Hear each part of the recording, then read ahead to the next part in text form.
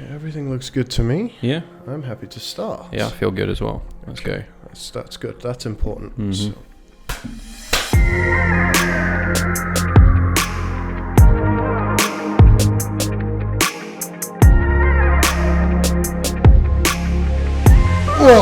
All right. Hi there. Welcome to Director's Debrief, episode 49. Yes. Yeah. Boom. Which is, again, as we always say, a crazy number. Let's talk about, very briefly, some of the interesting stats that got released to us by Spotify. Yeah. So we got our Spotify Wrapped for podcasters. Everybody got their Spotify Wrapped for having Spotify, because everybody has Spotify. Yeah. And one statistic that stuck out to me, and maybe I'll pull out the rest, is that we made 1,433 minutes of content. Oh man. Okay. Which is 95%, which is more than 95% of business podcast creators. Insane. Right? Okay. Our podcast is also in the top 30 most shared podcasts. Interesting. Yeah, which I don't get, because we do you know what? We should be grateful. Yeah. We're coming up to, I think we've crossed like 3,000 views across all platforms. Yeah. Which isn't bad. YouTube really carrying us there. Yeah. But that's pretty good going. It is very good going. Yeah. It's our first year. Yeah, exactly. Yeah, so yeah. I think that's a really strong start, and I was very happy to see those stats. I think that's massive. Yeah. Congrats to Ram. Congrats to you. Congrats to you. But yeah, and also me for chatting some shit. But yeah, absolutely. Yeah. Do you know what's been really good is the fact that we barely even know about that stat. I think the only way we've been able to keep this podcast up is if we just don't overthink it. Yeah, let somebody else deal with everything, like i.e. Ram, and then just turn up, talk, and then leave. Don't get attached to the numbers. Don't get attached to all that. We're just here to have some fun. Definitely. So have some fun. We shall. Absolutely. So how's your day gone? There's a lot. A lot has happened. Okay. Deliveries have come in. Missing cases. You're on that. Stock take. Some stuff wasn't where it should have been. Again, we're being very picky here. Yep. And I was writing an article for the website, and I did some digging, and I found out that of the stock that Amazon receives, we have a 0.0075% defect rate. Wow. Isn't that insane? Wow, you can almost forget that. And I think it amounts to, what do we do, about 20,000 units a week? 20,000 units a week. So if we do 20 times 52, so 1,040,000 units, 0.0075% of that was incorrect. Was defective, essentially. Yeah. And Amazon, it's not just like messed up. Amazon has a lot of parameters in which it considers defective. Just that incredible. Made me really, really proud of the team. How have we got there? How have we got there? Through overthinking stuff like we did today. Yeah. Considering the volume that we have coming in and out of this place, we do still overthink that single unit. Yeah. Right. It is this obsessive nature. Yeah. Of why is there, in a stock take, why are there any discrepancies? Yeah. It is possible to get it 100%. And so we should where are the holes? Yeah. And I always tell you this fun fact from a finance company I worked at, where the accountants had this long-running joke, but it wasn't really a joke. They were trying to trace back 2p, I think, 2 pence. Yeah. Right. There's a company that now deals in the billions. Back then it was many, many millions. Sure. But their accounting team still wanted to make sure they were penny accurate. Yeah. And they were off by 2 pence, and they obsessed over it. I wonder if they found it. I should reach out to somebody who's still at that company. It's crazy though how much scaling can happen, right? Because I don't know, say you're doing 100 orders a week or something like that, and you have one error. You may think, it's just one, we're doing well, 99% uptime. But then when you start to do the thousands, 1% is an extraordinarily large number, and those costs creep in, and that's 1%. What that can lead to on your bottom line is far more than 1%. So it seems over the top, but there's good reason behind it. Yeah. That's kind of how the day's been, but on a personal level, how you doing? How's life? Yeah, all good. Obviously I've moved into my own house recently, so it's taking up some of my evenings. But it's interesting because I'm seeing work as we've got so many interesting projects going on here. Yeah. And I've decided to treat the house as just another project. Yeah. So I'm making sure that doesn't eat into my other projects. And on the same token, my work doesn't eat into that project. It's just like another client. And that's helped me balance everything up, I think. Yeah. It made me prioritize it where I'll go home and still have time to do some work. You know, it's not like it's all about the house. And on the same token, now and then during my work time, I'll try and get some jobs done that I can do. Like maybe I had to call someone to bring something or deliver something. I can get that quickly done. So it's just making sure everything's balanced, and it feels good. It feels, I think it's what you said, that you start to get a bit more organized with your life and your admin and so on. But yeah, doing well. Yeah. How about you? I'm glad to hear it. You took a week off. I took a week off. Where did you go? Budapest. Okay. Nice. Yeah, I'm asking you as if I don't. Yeah. We discussed this at length. You went to Budapest? Yeah. Yeah, you enjoyed it? I did. I had an epically wonderful time. And it's something that before we started rolling, I told you, I feel like I have a heavy soul. Yeah. It fed my soul. That trip fed my soul. Okay. And just for a bit of context, what that trip was I had a Budapest to-do list in terms of work. I didn't want to take the annual leave because I want to build some sort of framework or system where I can go to another country, work there for a week. This was a good test for that. But it's the things I would do in that country are the tasks that I can't necessarily get to whilst I'm here. Because we're so caught up in it. We're so in the business that a week away is where I can really just chew down on 3 or 4 heavy tasks and really get to work on them. Very nice. Some lessons learned in that regard of what I should and shouldn't do. For example, book a co-working space. The co-working space I had at the place I was staying at, which was like a hostel hotel. You were staying in Pest of Buda, right? The city area. City, yeah. Because Buda's like all this greenery and it's a hill. Yeah, which I went to explore. It's beautiful. But when you said, "Are you going to Buda or Pest?" I looked at you and I went, "Are you joking? Are you having a laugh?" Yeah, are you serious? Yeah, I had the same opinion when the tour guide told me. I was like, "You're lying." he was having you on years ago, and it kept up. Carried on, yeah. But yeah, so I learned some things. I learned not to book meetings. I learned to actually, if I do have meetings, go to a co-working space, and to be a lot more granular with my planning because I did a little bit of everything. I didn't get a single task completed. I got way more than I would have done here on those tasks, but I've learned for next time.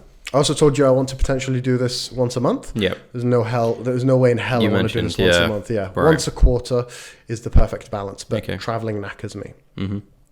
And the trip fed my soul, and I wanted to talk to you about this because you always offer really good advice. Oh yeah. Oh god, we do that face like, oh no, Ash, stop it, stop giving advice. For the audience who might not know, every time Ash says, you gave me really good advice the other day, or I hear Ash say that to me, we both freak out a little bit. Yeah, it's like, what did we say this time? What was it? Because we talk a lot of shit. Was it good or was it bad? But no, I could really use your brain on this. Go on. Okay. Yeah. I'm going to forget the cameras are there for a second and just speak openly and hope I don't have to edit anything. The thing that fed my soul out there was so much interaction and connection with strangers. Okay.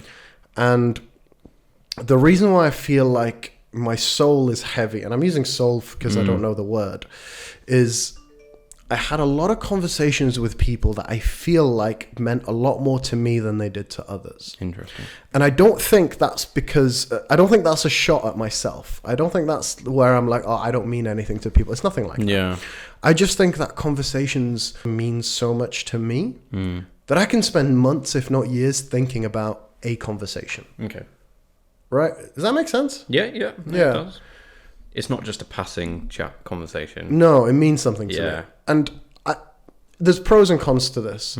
One, it's like the feeling of nostalgia is a double-edged sword. You feel good about it, but you also kind of miss it. And that's what I feel. It's exactly what I went out there for, by the way. When you asked me, why am I going out there? And I told you there's certain feelings there's certain things that I go through, and they're very warm to me. You know, like the smell of waffles when you're walking down a certain street or something like that. Right. And I felt that a lot. I felt that a lot out there. But again, this was one of the first times where it was really down to the people. I had one conversation with one individual, and as I was chatting to her, she said like she caught me.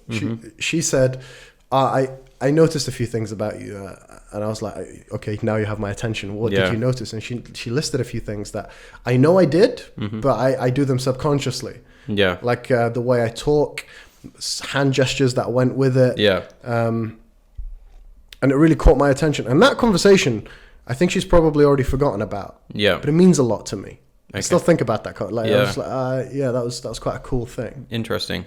Do you ever get that? Yeah, absolutely. I think the thing you also forget though is how many conversations have you had with people? You see that every time you remember your conversations, all they're memorable, but really it's just the ones you remember, right? Yes. Oh, I think my ratio is higher than others is what I'm trying to say. Not every single one. But how many times have you had a conversation with someone where it's touched them far more than you realised you were having, right? Yeah. So I think about both because I don't know, even you've sometimes mentioned something that I said like 2 years ago, and I'm not saying it was that impactful, but obviously you remembered what I said and I didn't remember what I said. Yeah, okay. And the same the other way around plenty of times. Yeah. So I don't know, it could be you've said something at the right time that's hit something or hit a nerve or impacted me in a certain way. But yeah, I'd say I feel that. Yeah. But why? What's heavy soul? What does that mean?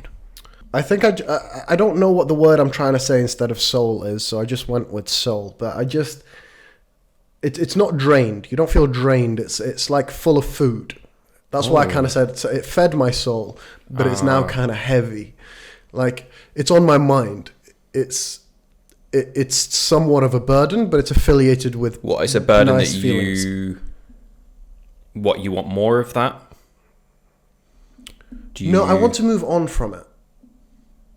I like the warm feeling it gives me, but I feel like it's withholding from the present. Remember when I came back from my trip last year? Yeah. Around this time, actually. And you were talking about I kept talking about it, and you said you need to enjoy what you have going on in front of you. That's one of that. I mean, lasted with me. It's easier said than done, right? You only just came back. Yeah. And everyone has the blues from a holiday. Everyone has the blues from a trip. I think the most important thing when I do it is firstly, obviously, making sure you enjoy the present and what you're up to. Yeah. But it's also looking ahead as to sometimes we feel sad because we think something's over.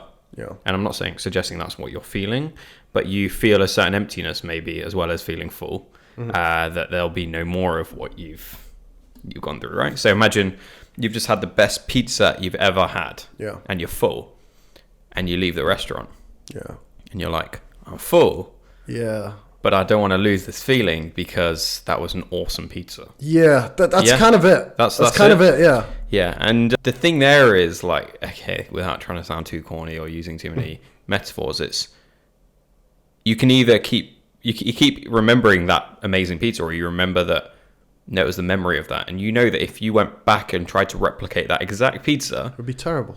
It'll be terrible, or it just won't hit the spot. Right? It won't compare. Doesn't mean you going back to that restaurant will be. You can go back to that restaurant. Yeah. But don't expect the same feeling. Yeah. Because it will never be comparable to those memories you already have. Because you eating that pizza went along with the smell of the waffles that they were making for dessert. It went with the waitress and waiters and the wine and everything in that moment. And also, you spoke to your family that day and that put a smile on your face. And all those emotions, you'll never be able to replicate everything together to make that tasty pizza. Yeah. But if you're okay with going back and trying the rest of the menu or experiencing more, you'll be happy. And if you're okay or if you're appreciative of realizing there are far more pizzerias out there in the world, and yes, you've just had a great pizza, but who knows, there might be something even better around the corner. And you've now set a bar for your expectations and what you'd like, rather than a sub-tier pizza. Does that make a little bit of sense? It does, yeah. It emphasizes how pure those moments were and how fleeting they were. Yeah. Right? They'll never come again in that exact way. Something else might stimulate it or something else. But that just reminds me of something my sister told me when I was really down about something. And she said, how lucky are you to feel so down about it? Because the fact that you feel this way about it means that it meant that much to you. Right? Yeah, it was that special. Exactly, man. It's not like you came away from your trip thinking, whilst you may be happy to get back into a routine or something like that, it's not like, I was so desperate to leave that place. I'd had enough. Because then doesn't sound like you had a great memory. Right? Yeah. And I go down to the thing. I remember I was at Disneyland of all places, right? Bit older than you'd expect to be at Disneyland, but I was there and I was excited. Yeah. This last week, yeah, not too far away from that. And I was there, and there was all these families and people and happiness and everything. And then the guy, as we went down, it was on a cruise as you go into Disneyland, just like a cruise boat to get in. That's your entrance. He goes, and enjoy making wonderful memories whilst you're here. And it made me think, we're all here, but in a couple of days, this will just be a memory to everyone. Yeah. And it's not like we get to stay there forever. And I was like, oh, that feels empty. That feels horrible. Why would I just want to make memories? And I'm like, but I wouldn't want to be there forever. Yeah. Because, you don't want to live in Disneyland forever. Disneyland is worth it for the quick moments. Yeah. So I guess what I'm trying to suggest is everything we do are good memories. Yeah. And life's just about making as many as you can of them. I think so. I've thought that for a while. Like, I love the idea of just having. I take pictures for like the purpose of art. Bought a new camera. I took it out there. By the way, I had a great time photographing stuff. Yeah. But I didn't photograph any of the things that happened whilst I was out there. I didn't try and capture those moments. Sure. I do just try and like enjoy them, and not just so much, but like collect them in my mind. Yeah. To me, that's so much more. I don't know. I have a certain, like, I have a list of things I could just immediately think about and go, oh man, that was awesome. It was a lot of fun. Mate, that's it. That's the world. And I guess the thing here is as well, you're going to have so many amazing future memories, if not now, as they go along. Yeah. But they'll only be as sweet as they are because you've made previous ones. Like, I don't know, you may taste a pizza when you're in New York one day and be like, that's on the list. They do this way, but the one back in Budapest did it this way. I don't know. You think about things, and you compare, but you also stuff weirdly intertwines. Like you may meet someone again when you go to a new city, and you're only able to appreciate that because you met them many years ago in somewhere else. And it's just making sure you've got your eyes on where you're going, and if you can. So many of my friends or acquaintances, they often ponder what was too much and what happened, right? Okay. Like, at uni, those were good times, and we used to hang out. And they live in that. Or at school, we used to have the crew, and it was like, and that you can tell you physically when you're talking to them that they want to go back. They want to go back, and they're empty. Right. And whilst it's great that they appreciate those times, you sense that they'll never be happy in anything they do because they're always just going to compare to the good old days, And I do it. Yeah. But I try and kick myself out of it as soon as I can because, uni was awesome. I asked my friend, it was an awesome time. But those times of, those were the good old days, but times have moved on and it's time to make different memories. So I'm curious how your brain works in this, right? When you are feeling reflective of those times, when you think back to uni, what do you tend to think of? Are there like individual memories, like live photos from an iPhone? Yeah. Are they flashes, 5-second flashes? It's the peaks. Yeah. It's the peaks because I look at it. I was there for 3 years, right? And for anything you enjoy, you'd be like, a fourth year would have been great. Yeah. I think a fourth year would have been the worst thing I could have done to my memories of uni. Well, when you think back, how many other people would be in their fourth year? Yeah. Yeah.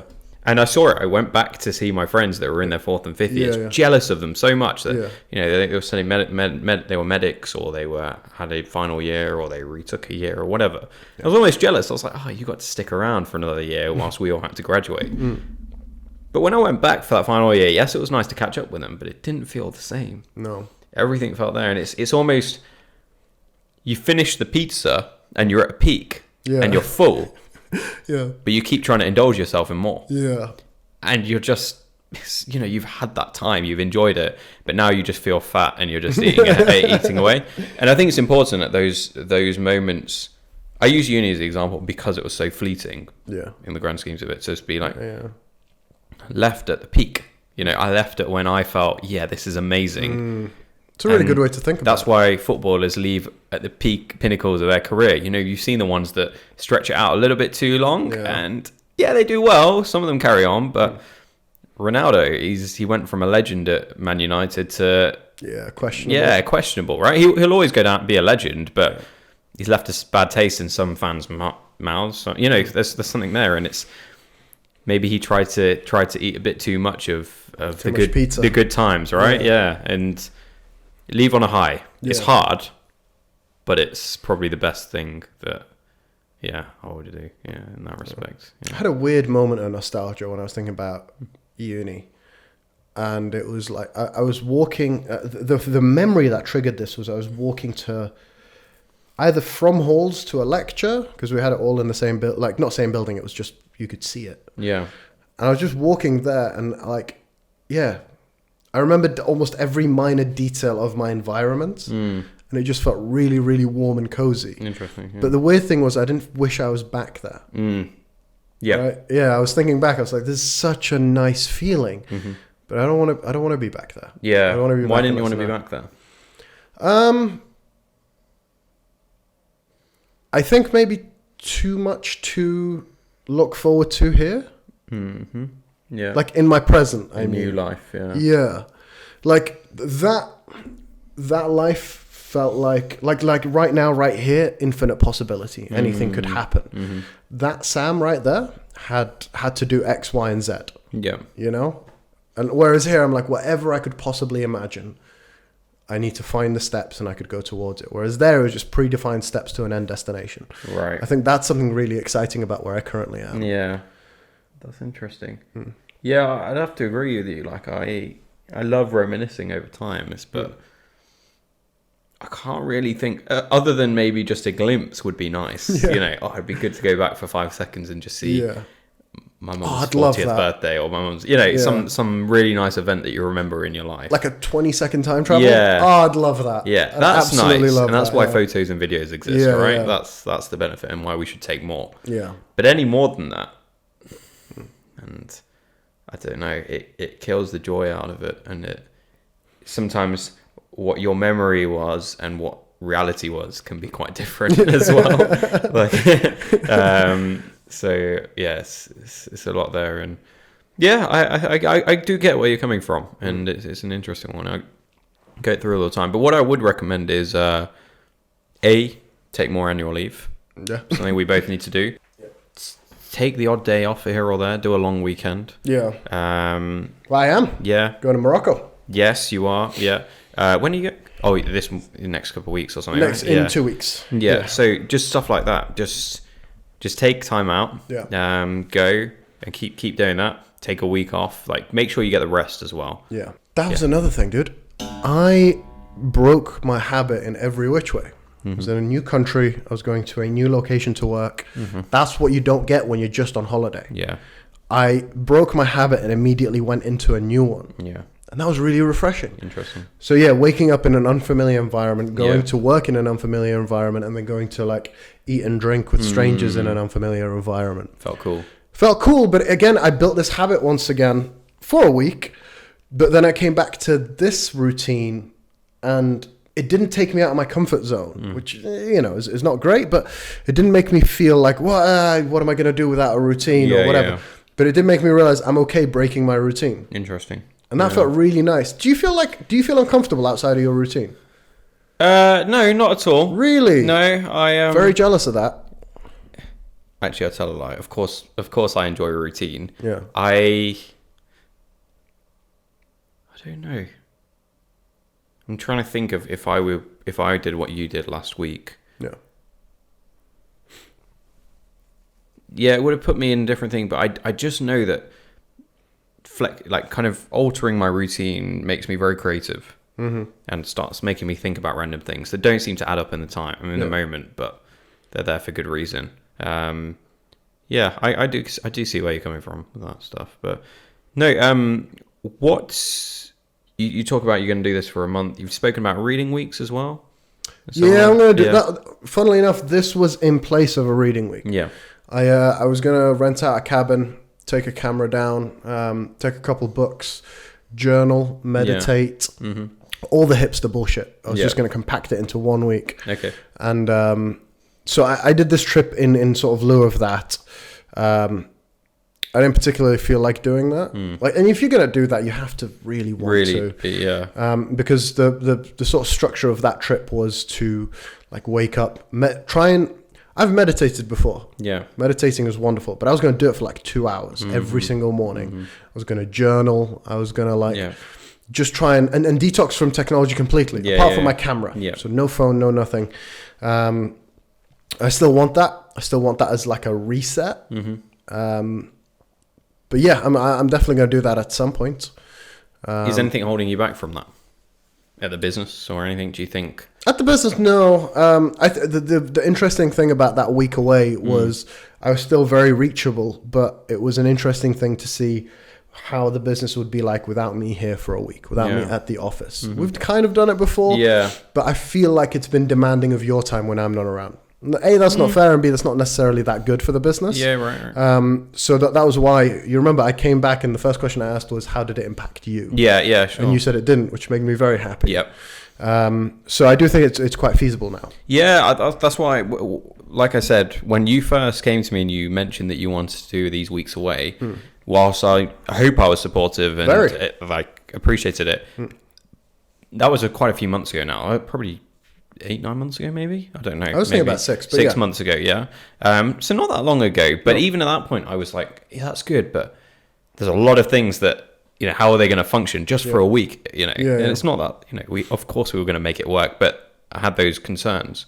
Whereas certainly in the last few months, and that's how quickly things change around here, that seems to have calmed. And whilst you're away, if anything, obviously you're an integral part, but it shows you're focusing on growth in certain areas, not on the holding the building together, and you're no longer putting the duct tape everywhere. Which is nice. Yeah. Well, if you think it's been 6 months, right? In a couple of other podcast episodes, we've talked about the changes that have happened around here, but we have a full-time supply chain manager, a new data analyst. Harvey stepped the fuck up. All of these things kind of combined have become a very cohesive unit. Our warehouse apprentice has been, is moving up towards a more senior position too. It's made a very, very strong unit that is a lot less reliant on me, which I'm very happy about. And it really exposes the holes. Yeah, right, because we're not perfect. And there were some holes. Not many, but they were there. And I think, if we can iron them out in even a few months, we'll see massive differences compared to where we are now, and should make these things even more easier. And I think that was one of our goals beginning of this year, late last year, of we should be able to leave the business alone. Neither of us are running away from the business, but we should be able to step away from the business and it to function well, because it should be its own organism, not reliant on Sam and Ash. Definitely, because that's where we start to do interesting things. That's where we focus on growth, expansion, which we've been driving for. I just remembered you were very supportive. I owe you credit for this. Nice. When I spoke to you about this initially, you were incredibly supportive. I remember you said this. You said you were happy I'd come to suggest this to you because you were becoming concerned that this business was going to hold me back from things I wanted to do. That is true. Yeah. That was a very pure moment. I really like that. I'm glad that I said that. I'm glad I speak. I mean, look, at this point, we both know we're in this for the long haul. So we've got to be able to do the things we want. Yeah, exactly. And I think that goes down to, why are we doing this in the first place? Yes, we want to be rewarded. Yes, all of that. But both of us put that to the side for now. There's rewards in other ways. Firstly, impact and whatnot, of course. Yeah. But we should be able to live that freer life. If you have to pop home halfway through the day for whatever reason, or go and see your family, we can do that. We can. There's so much flexibility. Obviously, it does mean in certain other cases we have those meetings till 8-9 p.m., which we've had. The strategy calls till then. Yeah. The 7 a.m. calls with us so on. Those come in the way, but. I certainly, I'm not going to speak for you, but I'm willing to take those for the business, but also for the fact we get the other flexibility. And that's part of it, right? That's one of the bigger perks of doing this, and so on. So yeah, that's definitely there. But you definitely, like I said, I keep encouraging you as well, in a selfish reason, as well as for you, is like, what's that? I see that if you're not taking it, then I definitely am not going to take any time away, purely from the fact that, you know, it just doesn't sit right with me for like, you know, if the fact you're leading this, it doesn't mean you tell other people this, like, you know, it's the same when you're speaking to the other staff. You want to be an example, but if you're not taking time out for yourself or doing the things you want to do, then I'll forget to do it for myself. What's on your radar then, in terms of doing this, taking some time away? It's there. I definitely want to do the odd Friday or so on, still being reachable and still doing my usual stuff, but just making a bit of a mini long weekend of things, because I'm not looking to take too much time off next year. Obviously I am getting married next year, you are, and whatnot, so, you know, from a kind of a I think every angle, budgeting this, well, everything's got to be a little bit more focused, you know, to support a house. But yeah, I would definitely want to do some UK breaks, maybe city breaks here or there. So stay tuned, but definitely into spring next year, a bit more of that, just the odd day here or there, because I know it's definitely possible with our schedules. Oh yeah. What would you like to get out of those trips? Just a bit of a break, I think. Because I'm utilising my... I don't think that's a good enough answer, but I'm starting to see weekends as more than just catching up on sleep or taking my work over to the weekend. I'm seeing them as genuine recharges, because I do feel rejuvenated. So definitely that part. More quality time with my other half, who loves travelling herself, and, you know, I feel...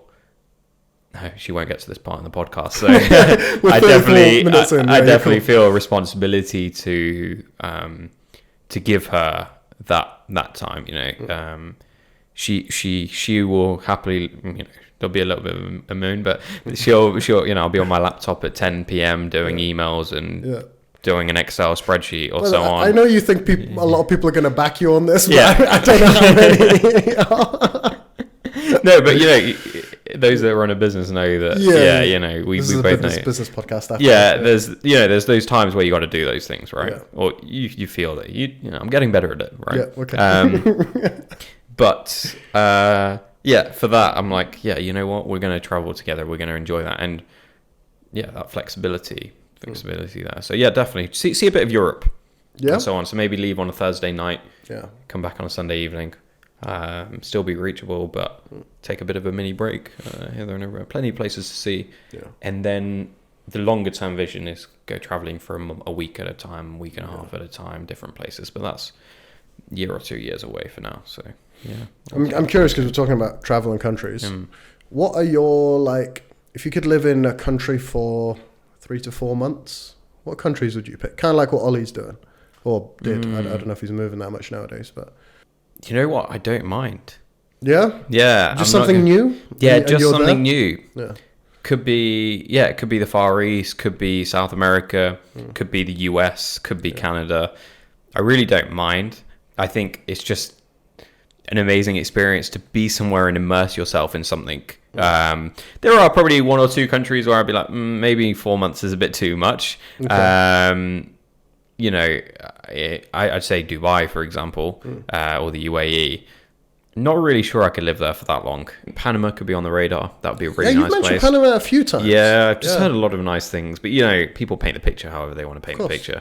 You'll never know until you spend a few months there. Yeah. But a few months is enough, right? And if I don't like it, I'm coming back. And I think that's good. Whereas if you would say a year, 2 years, then I need to be a bit more picky. Yeah. How about you? Sometimes a few days is enough.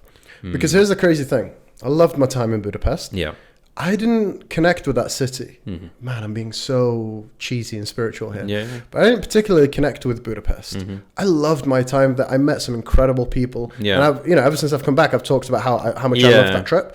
But remember when I came back from Berlin, I was like, that city just agreed with me. Yeah. I really liked living That's in why that you're city. setting up the WPEU headquarters there, right? Yeah, that's what you mentioned a few times. I did mention a couple times, yeah. I mean, when you first mentioned it, I was like eye rolling in my head, like, how are we going to do this? Now I'm like, we need to do this. Like, Sam, We have been expanding in the EU. Please move out there. So, I mean, I've packed my bags. I just felt much more connected to that city, and I could imagine myself living there long term. Yeah. Budapest didn't feel that particularly much. So it was more the people rather than the city. Definitely. But Berlin had both, don't get me wrong. Ollie keeps talking about Lisbon. Not keeps talking about it, but when I asked him where he could see himself living, he said Lisbon so quickly. Yeah. Like just immediately. That I imagine he had a really good time out there. Have you been to Lisbon? No, never. It's on my list. I next want to visit. So in I think it's probably going to be January, February time. But next place I want to do what I just did. Yeah. Probably Paris. Nice. Then Lisbon. Yeah. And then Copenhagen's on the list too. Very nice. Yeah. Very good. I I think you'll like Lisbon because I went to visit Ollie out there. Yeah. It was only for a day or so. But I've been to Lisbon before as well for a stag do. Yeah. So I spent a day or so sightseeing, but just something really warming about the city. It's very, it's a very old style city, or very European old style city, but it just feels really nice. Everything seems accessible. Yeah. I could see you there, and it's everything you've described about, the food, the people, the smell, everything that's going on. It's nice, and the sea, of course. Yeah. I think Copenhagen will grab me too. That's actually just from what my sister's described. She spent some time out there, and she seemed to really, really like that city. Yeah. But the way she described it makes me think, Copenhagen seems pretty cool. Nice. But again, I don't know. Do you ever think this? Have you ever thought about like just moving to another country, maybe before this place or 100%? Yeah, it's gonna happen. Do you have this concern of you understand the UK? Yeah, I think I put an anchor in the UK for now. I mean, even that can be moved, but for now, it's like, you know what? I get the UK, and there's a lot. Whilst I'll slate it now and then, I'll slate the politics, I'll slate the finances, I'll slate everything. There's a lot that I take, or we take for granted, right, in the UK, and the system, everything that goes on here, and you only realise that when you do go, you spend time away. Yeah. So my cousin said a really interesting thing. He lived in Germany for a few years, and he said that everyone should live abroad, if only to realise and appreciate the UK for what it is. And he growing up, he was one that would always slate the UK, always want to live abroad. That's funny. And I don't think that guy's leaving London anytime soon now. Really? Because he tried it, he tested it all, he loved it. But he said there's no place like the UK for him, which was which took me by surprise. Yeah. But, Where in Germany? Berlin and Frankfurt. Oh, okay, cool. So I think Frankfurt definitely he wouldn't recommend. I think Berlin for the culture he really loved. But for work, I don't think there were enough opportunities as well there. So he was trying to find that balance of a city. Yeah. And he found it. So yeah, it's interesting. Yeah, I do always think that. I'm like, I get the UK, I get I get people's spending habits, because we always think about certain things. We work all around the world. Yeah. So when I see certain things, certain trends, and I'm looking at ad data from the US, or when I'm looking at sales data from the US, I'm always a little bit shocked. Yeah. And then same thing in different parts of Europe. Those metrics, we follow the data. Yeah. So we press where it hurts. We make things happen in those things. But those trends and patterns, excuse me, don't make sense to me living here in the UK because they don't align with the shopping. The shopping habits, the calendar, the currency, the life expectations, the lifestyle. Do you buy a house? Do you rent a? All these decisions have been ingrained because of the people around you. Yeah. And so going to another country is just a... Yeah, I don't think it's anything you can't pick up, though. In a very short period of time, you can be immersed in the culture and realise, people only like to buy one thing at a time rather than 10 things at a time. And, income is this way. They get taxed heavily here and whatever it is. So, I'm a huge advocate. And I will be living away at some point in the near future, for a period of time. But yeah, I put an anchor in the UK as a place. Obviously, family is here and everything. So whilst people say you can set up anywhere else, I enjoy my family time. I'm not just going to throw that out the window for the hell of it, but it won't stop me from trying new experiences as well. Yeah. All right. Quick last question. Go ahead. If you could live anywhere for a year, next year, for example, tell me a place. Just 1 year? That's hard. You know my dream. 5 years in New York. Yeah. But if I have to come back, can I still do that? Yeah. Okay. Berlin. You know what? Because it's a year, which means that I need to kind of play it safe. I need to lean back on some certain experiences. Actually, something you're aware of. Exactly. Yeah. Because if it's longer, then I can learn to love whatever it is. Maybe we're getting old, but a year is an incredibly short period of time. It really, really is. So I'd like to spend it exploring, because I didn't see much of Berlin. So I'd love to spend a year to really, really enjoy it. And then I think I could close that chapter. Yeah. You know, like I've talked about living in certain parts of the world for a certain amount. Yeah. I think I could spend a year out there and then, not look back. That's where I'd go. Well, you? Panama? No, I'm not too sure. No, we'll set this as a target. I think with what we do now, as we're going to have to set up globally, sooner rather than later, I think, if we want to take this in the trajectory we want to, we have to think about, every day we're speaking to people from the Far East, Australia, the Philippines, India, to Canada, and so on. Well, I was just going to say, Canada's got some pretty strong it's there. So, we're going to have to think about this genuinely. It's no longer a joke. So it's just being comfortable with the fact there may be some traveling for both of us ahead. I'm not sure how long for, but we've got to be kind of comfortable with it. A year makes sense, to go set up shop and then come back, set up what you need out there and then come back. Exactly. Okay. And there'll be trips in between. It's not like you go out there and you're stuck, but it's, that's enough time to be to put your impression on there, make sure something's set up correctly. Yeah.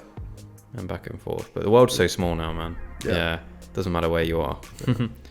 Good stuff. All right. So I think that's us wrapped up for today. 45 minutes of great chat. Thank you very much. Fantastic. Enjoyed spending this time with you. It's been a pleasure. And see you next time.